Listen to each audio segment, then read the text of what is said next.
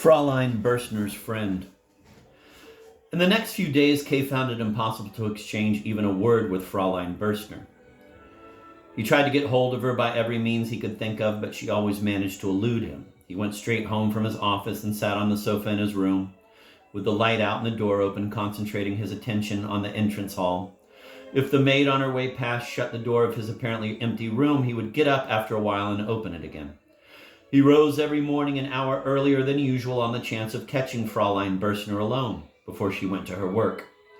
But none of these stratagems succeeded. Then he wrote a letter to her, sending it both to her office and to her house address, in which he once more tried to justify his behavior, offered to make any reparation required, promised never to overstep the bounds that she should prescribe for him, and begged her to give him an opportunity of merely speaking to her, more especially as he could arrange nothing with Frau Grubach until he had first consulted with her, concluding with the information that next Sunday he would wait in his room all day for some sign that she was prepared either to grant his request or at least to explain why, even though he was pledging his word to defer to her in everything, she would not grant it. His letters were not returned, but neither were they answered. On Sunday, however, he was given a sign whose meaning was sufficiently clear. In the early morning, Kay observed through the keyhole of his door an unusual commotion in the entrance hall, which soon explained itself. A teacher of French, she was a German girl called Montag, a sickly, pale girl with a slight limp who till now had occupied a room of her own, was apparently moving into Fräulein Berstner's room. For hours she kept on trailing through the entrance hall. She seemed to be always forgetting some article of underwear or a scrap of drapery or a book that necessitated a special journey to carry it into the new apartment.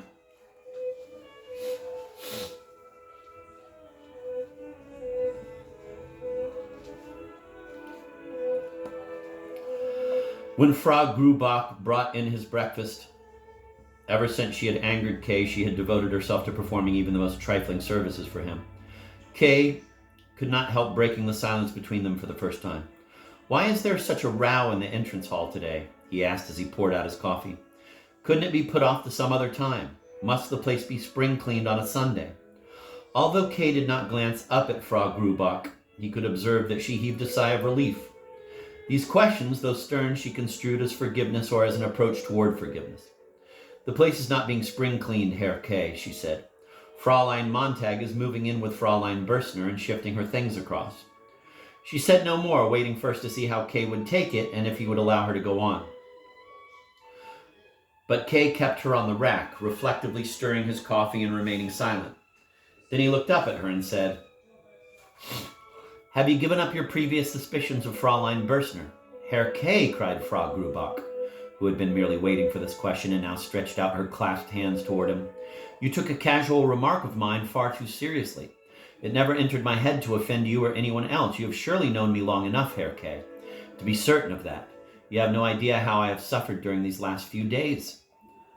I to speak ill of my boarders, and you, Herr Kay, believed it, and said I should give you notice? Give you notice?" The last ejaculation was already stifled in her sobs. She raised her apron to her face and wept aloud. "Please don't cry, Frau Grubach," said Kay, looking out through the window. He was really thinking of Fräulein Berstner and of the fact that she had taken a strange girl into her room. "Please don't cry," he said again as he turned back to the room and found Frau Grubach still weeping. "I didn't mean what I said so terribly seriously either. We misunderstood each other. That can happen occasionally, even between old friends." Frau Grubach took her apron from her eyes to see whether Kay was really appeased. "Come now, that's all there was to it," said Kay, and then ventured to add, since to judge from Frau Grubach's expression, her nephew, the captain, could not have divulged anything. "Do you really believe that I would turn against you because of a strange girl?" "That's just it, Herr Kay," said Frau Grubach. It was her misfortune that as soon as she felt relieved in her mind, she immediately said something tactless. "I kept asking myself, why should Herr Kay bother himself so much about Fräulein Berstner? Why should he quarrel with me because of her, though he knows that every cross word from him makes me lose my sleep? And I said nothing about the girl that I hadn't seen with my own eyes." Kay made no reply to this. He should have sent her from the room at the very first word, and he did not want to do that. He contented himself with drinking his coffee and leaving Frau Grubach to feel that her presence was burdensome. Outside, he could hear again the trailing step of Fräulein Montag as she limped from end to end of the entrance hall. "Do you hear that?" asked Kay, indicating the door. "Yes," said Frau Grubach, sighing. "I offered to help her and to order the maid to help too. But she's self-willed. She insists on moving everything herself. I'm surprised at Fräulein Berstner. I often regret having Fräulein Montag as a boarder, but now Fräulein Berstner is actually taking her into her own room. You mustn't worry about that, said Kay, crushing with the spoon the sugar left at the bottom of his cup. Does it mean any loss to you? No, said Frau Grubach. In itself, it's quite welcome to me. I am left with an extra room, and I can put my nephew, the captain, there. I've been bothered in case he might have disturbed you these last few days, for I had to let him occupy the living room next door. He's not very considerate. What an idea, said Kay, getting up. There's no question of that. You really seem to think I'm hypersensitive because I can't stand Fräulein Montag's trailings to and fro. There she goes again, coming back this time. Frau Grubach felt quite helpless. Shall I tell her, Herr Kay, to put off moving the rest of her things until later? If you like, I'll do so at once. But she's got to move into Fräulein Berstner's room, cried Kay. Yes, said Frau Grubach. She could not quite make out what Kay meant.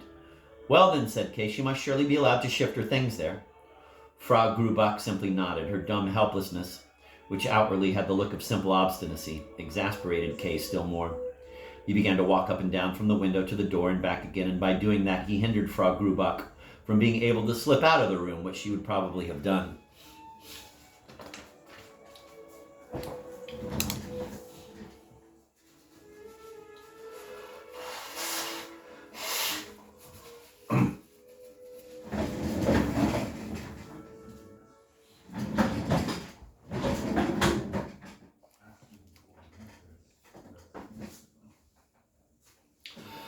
Kay had just reached the door again when there was a knock. It was the maid who announced that Fräulein Montag would like a word or two with Herr Kay, and that she accordingly begged him to come to the dining room, where she was waiting for him. Kay listened pensively to the message, then he turned an almost mocking eye on the startled Frau Grubach. His look seemed to say that he had long foreseen this invitation of Fräulein Montag's, and that it accorded very well with all the persecution he had had to endure that Sunday morning from Frau Grubach's boarders. He sent the maid back with the information that he would come at once, then went to his wardrobe to change his coat. And in answer to Frau Grubach, who was softly lamenting over the behavior of the importunate Fräulein Montag, had nothing to say but to request her to remove his breakfast tray. Why, you've scarcely touched anything, said Frau Grubach. Oh, do take it away, cried Kay. It seemed to him as if Fräulein Montag were somehow mixed up with the food and made it nauseating. As he crossed the entrance hall, he glanced at the closed door of Fräulein Berstner's room. Still, he had not been invited there, but to the dining room, where he flung open the door without knocking. It was a very long, narrow room with one large window. There was only enough space in it to wedge two cupboards at an angle on either side of the door. The rest of the room was completely taken up by the long dining table, which began near the door and reached to the very window, making it almost inaccessible. The table was already laid, and for many people, too, since on Sunday almost all the boarders had their midday dinner in the house. When Kay entered, Fräulein Montag advanced from the window along one side of the table to meet him. They greeted each other in silence. Then Fräulein Montag said, holding her head very erect as usual, I don't know if you know who I am. Kay stared at her with contracted brows. Of course I do, he said. You've been staying quite a long time with Frau Grubach, haven't you? But you don't take much interest in the boarders, I fancy, said Fräulein Montag. No, said Kay. Won't you take a seat? Asked Fräulein Montag. In silence, they pulled out two chairs at the very end of the table and sat down opposite each other. But Fräulein Montag immediately stood up again, for she had left her little handbag lying on the windowsill and now went to fetch it. She trailed for it along the whole length of the room. As she came back, swinging the bag lightly in her hand, she said, I've been asked by my friend to say something to you, that's all. She wanted to come herself, but she is feeling a little unwell today. She asked you to excuse her and listen to me instead. She would not have said anything more to you in any case than I am going to say. On the contrary, I fancy that I can actually tell you more, as I am relatively impartial. Don't you think so too? Well, what is there to say, replied Kay, who was weary of seeing Fräulein Montag staring so fixedly at his lips. Her stare was already trying to dominate any words he might utter. Fräulein Berstner evidently refuses to grant me the personal interview I asked for. That is so, said Fräulein Montag. Or rather, that isn't it at all. You put it much too harshly. Surely, in general, interviews are neither deliberately accepted nor refused, but it may happen that one sees no point in an interview, and that is the case here. After that last remark of yours, I can speak frankly. I take it. You have begged my friend to communicate with you by letter or by word of mouth. Now, my friend, at least that is what I must assume, knows what this conversation would be about, and is therefore convinced, for reasons of which I'm ignorant, that it would be to nobody's benefit if it actually took place. To tell the truth, she did not mention the matter to me until yesterday, and only in passing. She said, among other things, that you could not attach very much importance to this interview either, for it could only have been by accident that you hit on the idea, and that even without a specific explanation, you would soon come to see how silly the whole affair was, if indeed you didn't see that already. I told her that that might be quite true, but that I considered it advisable, if the matter were to be completely cleared up, that you should receive an explicit answer. I offered myself as an intermediary, and after some hesitation, my friend yielded to my persuasions. But I hope that I have served your interests, too, for the slightest uncertainty, even in the most trifling matter, is always a worry. And when, as in this case, it can't be easily dispelled, it is better that that should be done at once. Thank you, said Kay. And he slowly rose to his feet, glanced at Fraulein Montag, then at the table, then out through the window. The sun was shining on the house opposite, and walked to the door. Fraulein Montag followed him for a few steps, as if she did not quite trust him. But at the door they had both to draw back, for it opened and Captain Lawns entered. This was the first time that Kay had seen him close at hand. He was a tall man in the early 40s with a tanned, fleshy face. He made a slight bow, which included Kay as well as Fraulein Montag, then went up to her and respectfully kissed her hand. His movements were easy. His politeness toward Fraulein Montag was in striking contrast to the treatment which she had received from Kay.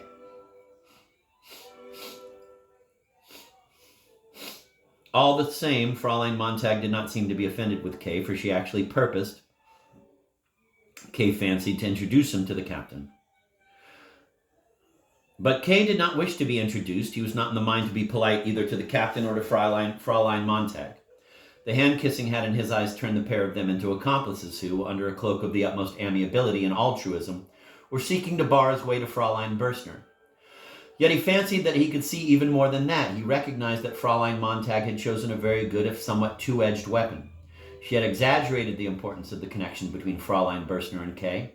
She had exaggerated above all the importance of the interview he had asked for, and she had tried at the same time so to manipulate things as to make it appear that it was Kay who was exaggerating.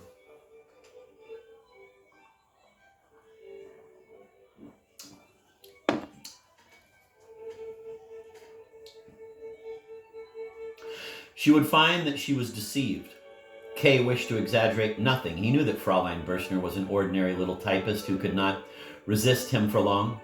In coming to this conclusion, he deliberately left out of account what Frau Grubach had told him about Fraulein Bürstner. He was thinking all this as he quitted the room with a curt word of leave-taking. He made straight for his own room, but a slight titter from Fraulein Montag, coming from the dining room behind him, put it into his head that perhaps he could provide a surprise for the pair of them, the captain as well as Fraulein Montag. He glanced round and listened to make sure that no interruption was likely from any of the adjacent rooms. All was still. Nothing was to be heard but a murmur of voices in the dining room and the voice of Frau Grubach coming from the passage leading to the kitchen. The opportunity seemed excellent, and Kay went over to Fraulein Bürstner's door and knocked softly. When nothing happened, he knocked again, but again no answer came. Was she sleeping, or was she really unwell?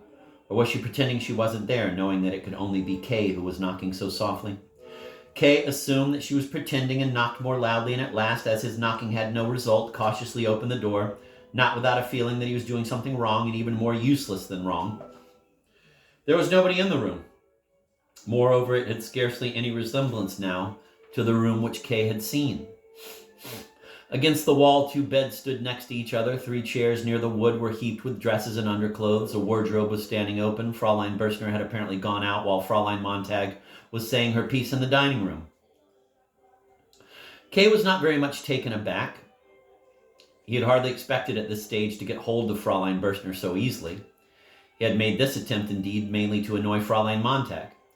Yet the shock was all the greater when, as he was shutting the door again, he saw Fraulein Montag and the captain standing, talking together in the open door of the dining room.